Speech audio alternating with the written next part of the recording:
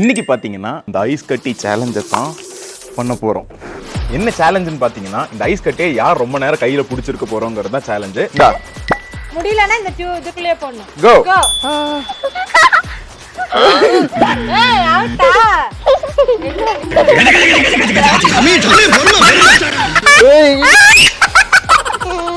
கையெறியுதுரி கையெறிக்குதுரி. என்னடி உனக்கு ஒண்ணுமே ஆகலையா? அதல்ல வலிக்குது அதனால பிடிக்கிறது. அப்ப நீ லெஃப்ட் ஹேண்ட்ல ட்ரை பண்ணுவோம். தோத்தா ஐஸ் கட்டி அப்படியே வாயில போட்டு சாப்பிடணும்.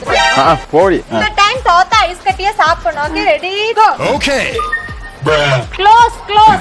நீ அப்படி க்ளோஸ் க்ளோஸ்.